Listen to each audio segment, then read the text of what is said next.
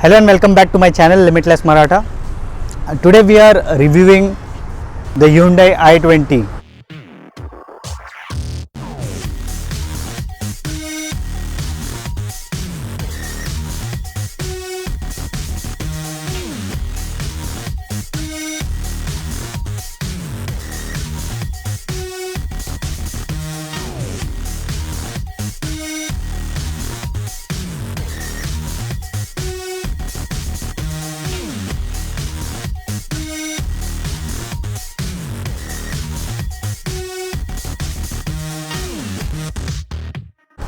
This is my car and the first thing you might be noticing is the number plate. Actually I lost my number plate in this.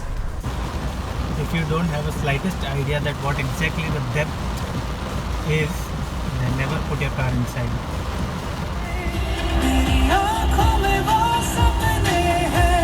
So never ever put your vehicle if you don't know the depth of the water, else this is what might happen with you.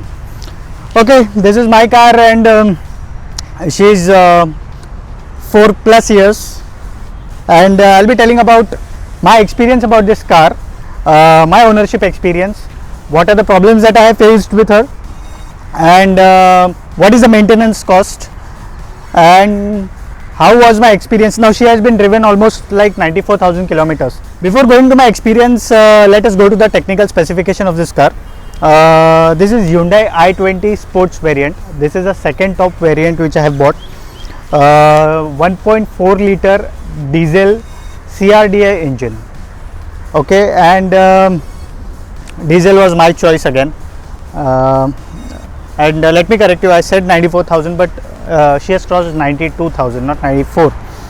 And in 4 years, 94,000, 92,000, and going on is like lot of traveling, annually 20,000 kilometers. So diesel is the best option for me. Also my other option was the petrol is 1.2 liter, diesel is 1.4 liter. So the bigger engines, the bigger grunt, the bigger, some people don't like the noise of diesel engine, but in my case it's not the situation. I love diesel engines, and I love when they start responding us. It's a beautiful connection between the driver and the engine when it comes to diesel. Of course petrol has the better pickup than the diesel one, but then again I'll compromise over the pickup and I'll choose the engine, of course. Maintenance wise also diesel is bit expensive as compared to petrol, but then it's fine. It was my choice of buying her. I wanted a diesel engine, and here I have it. Let us go to the turnaround of this car. I'll show you this way. The top variant has a projector headlamps. Well, this one has a normal ones. Rest all is similar with every car. These has 14-inch disc wheels, whereas top variant has the alloy ones. The one very important thing that made me choose this variant was its electronically adjustable mirror. These folds electronically. So this was one reason I bought the sports variant. Then coming to the rear end, there's a rear view camera over here. The only modification I have done is I have fitted those exhaust tips. Rest the whole car is complete stock. There is no major changes done in the car. Well, I'll take you to the inside of the car.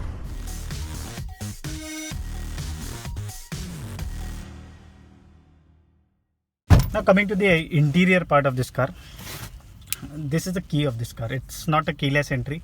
This has a manual key. You have to just press it and the key comes out. There are a few things on the keys is like lock, unlock. Now coming to the interior part, the steering wheel, the controls are mounted on the steering wheel. There's a mute button, there's a volume control button. You can receive and end the call from here. There's a mode changing button. You can change from FM to CD to USB. Then you can toggle from different songs or different FM stations from here. This is a set reset button and the trip button for the kilometers. There's one airbag here on the driver's side. Coming to the door, these are the electronically adjustable mirror button, as folding button, as I told you. These fold the mirror, these adjust the mirror. These are the power windows. Then you can find here one tutor and one speaker over here. Every door has one tutor and one speaker, so all in all 4 speakers and 4 tutors in this car. Coming to the AC, it's automatic climate control AC. Then coming to this, it has an anti-glare mirror over here. And the best part about this mirror is, just a moment, I'll show you the best part of this mirror. We haven't started. The best part of this mirror is the mirror comes here. I don't know if you can see that clearly. Yes, I think it's clear now. See the rear view camera. It's been displayed over here, and this is the best part of the mirror, I feel. Then coming to the console panel, this has analog RPM and speedometer, and digital fuel indication, temperature indications, and kilometers done. There's this handbrake and etc. lights over here. The glove box. The best part about the glove box is it has, there's a AC vent in the glove box. So if you can carry something, if you wish to carry something which needs to be kept chilled, then it will remain cold for like maybe 2-3 hours very easily.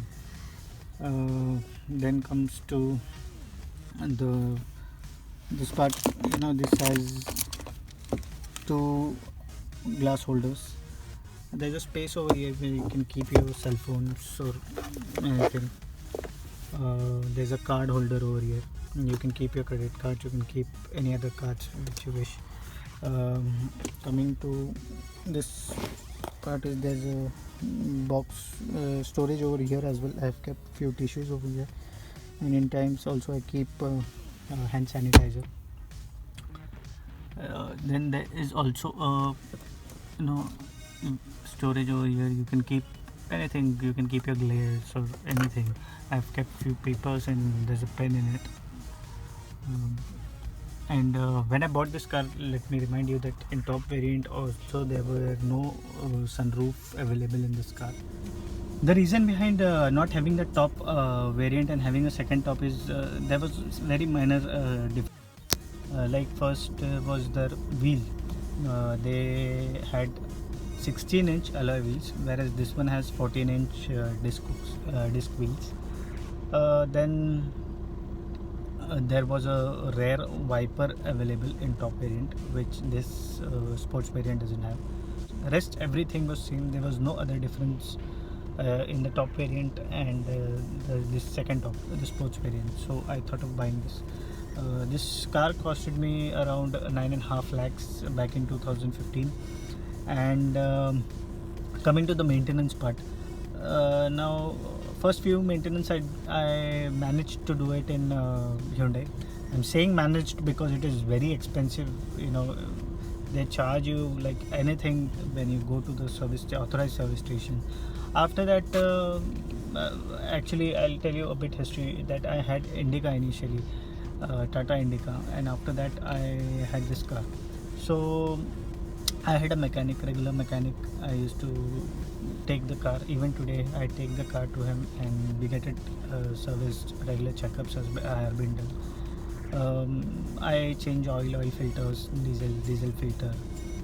That's all. No major changes until now. But the problem after 90,000 or maybe a lakh kilometer I'll face is, I have changed the set of tires once. I have changed brake pad twice. But after that, I think after a lakh kilometer I'll be required to change my shock absorbers, and also there's a problem in my temperature. You can see the temperature is showing 16 degrees. So this keeps on fluctuating. Sometimes it's 16, sometimes it's 23. The actual temperature here is 28, 29. But there's a problem with the sensor. I need to replace it soon, because the problem is if this sensor goes to 1 degree or below 1 degree, then the AC doesn't work. So buying this car worth rupees 9.5 lakh, is it worth it?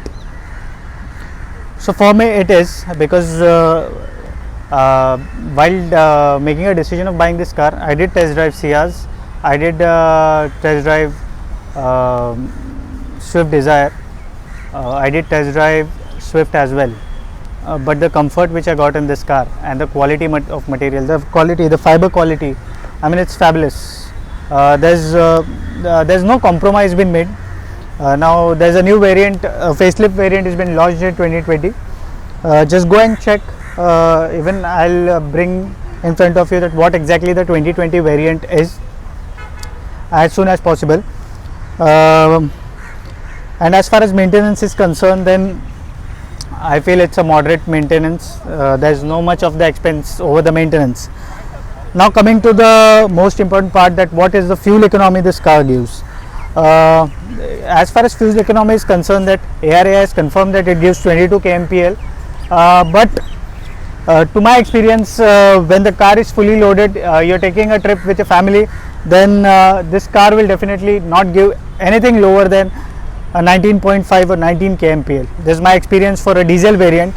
I cannot comment anything for the petrol ones, but as far as diesel is concerned, then the fuel economy is 10 on 10, the comfort is 10 on 10, value for money is 10 on 10. If you have anything to ask over my experience, then do ask in the comment section. Do like and subscribe the video for more to watch more videos like this. And before signing off, I would definitely would like to tell you that do wear your mask when you're out of your house, and do wash your hands when you are inside. Do not wash your responsibilities.